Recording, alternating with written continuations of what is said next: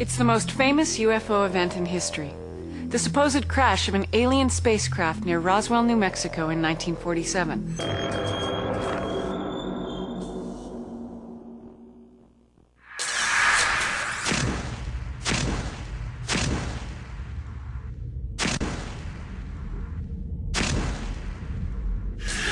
The specimen belongs to Dr. Roger Leir, a California podiatrist and UFO researcher. The colors, according to the scientists at the laboratory, indicate that this may have been subjected to extremely high temperatures, maybe in millions of degrees. If you took and held one end of this piece and you just dipped the tip of it into water that was about the temperature of tea water, the end that you were holding would get so hot you couldn't hold it. You had to drop it. The fragment was given to Leir by a close friend, Jim Fueling, who died of cancer in 2002. Fueling had taken the object as collateral for a loan to a friend. That friend had been stationed at Roswell Air Base in 1947 and claimed that he stole the fragment during the cleanup of the crash site. Fueling, a UFO enthusiast, believed the story.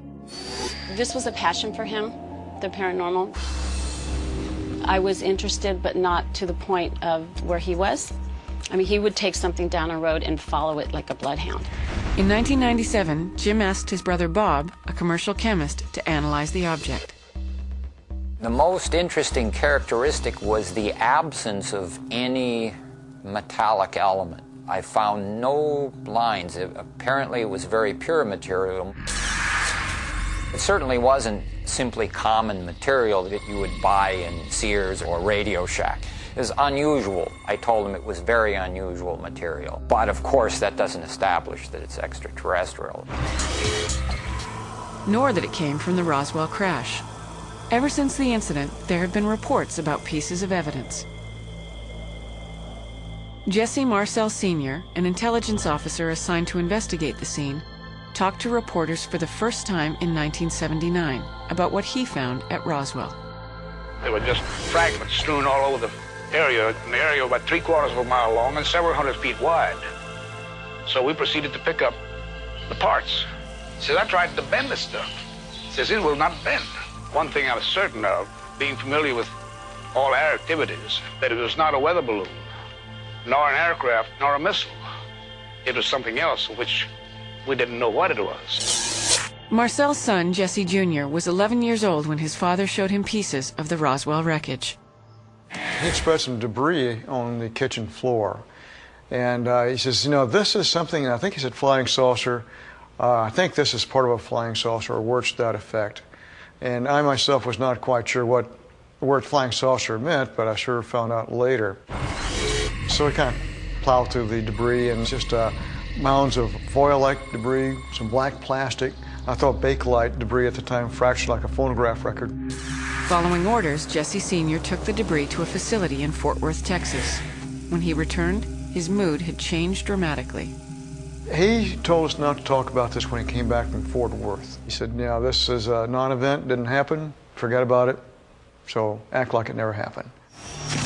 Jesse Marcel Jr. has examined Roger Leir's sample on 2 occasions. He finds it very similar to some of the alleged Roswell debris his father showed him in 1947. There's a reflective surface on one side and a dull surface on the other. There were certain characteristics that were the same, you know, like the color was the same, it was fractured. There's at least 2 references there that made it resemble the Bakelite that I'd seen that night on the floor. Dr. Leir submitted a small sample of the specimen to Dr. Russell Vernon Clark at the University of California at San Diego. He used electron spectroscopy testing, a process which would establish the elemental and molecular structure of the material. 99.9% of the substance turned out to be silicon, but the silicon in the sample contained ratios of isotopes considered out of the ordinary. These ratios can tell you whether something is normal from this planet or maybe identify it if it comes from another spatial body, such as another planet. When the laboratory looked at the silicone, that they found that the ratios were not only non-terrestrial, not from this Earth, in nature, but they were so far out that it would be almost impossible to even put this thing together. Another laboratory that he sent it to indicated that the object was manufactured. It had a surface on it that looked like it had been machined. The tiny percentage of the material that was not silicon also showed signs of abnormal isotopic ratios. 3 other labs received the same sample for testing. And the results were conclusive that this piece was, number one, manufactured and contained elements that were non-terrestrial. The test results confirmed for Jesse Marcel Jr. the instinct he'd felt for 50 years. I've been pretty sure that this was not of human manufacture, based on my gut feeling and the fact that the material is totally different. You know, I'm an aircraft examiner, and I've seen a lot of wrecked aircraft. I've never seen anything like this before. So I'd always kind of felt that, yeah, that was something very unusual. In 2001, Roger Lear, other UFO investigators, and those involved in the specimen testing scheduled a press conference to discuss their findings in Oakland, California. The conference was being organized by a former network news producer, and a website was set up for a live streaming video feed. The UFO conference was all set, everything was ready to go, and suddenly I got a phone call telling me that the conference had been canceled. I asked my friend what happened, and he said, well, I really can't tell you at this time, but check out the website. So I went to the computer and put in the URL for the website, and suddenly the screen went black.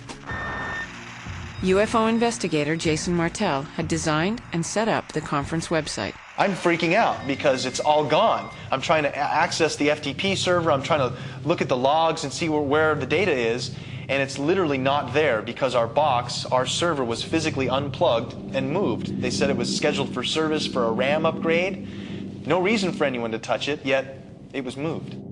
To add further intrigue, Roger Lear received another call from the producer who first told him about the cancellation of the conference. Early that morning, 2 gentlemen in suits with proper identification came into his office and asked him to please accompany them. And they took him and put him in a van, drove him around the San Francisco Bay Area for 11 hours, and told him there is no UFO International press conference. Could there have been a conspiracy to prevent new Roswell test results from being publicized? There's no way to know, but the conference never occurred. More significantly, those who have had anything to do with the specimen have, coincidentally or not, been subjected to difficult, if not tragic, circumstances. Most people that have been involved with this specimen are dead. The original owner, dead from supposed motorcycle accident. The second owner, dead. The scientist that did a major part of the work strangely dies of 2 forms of leukemia. The television producer involved remains frightened. Based on the past history of what's happened, I'm extremely concerned about the object being in my possession.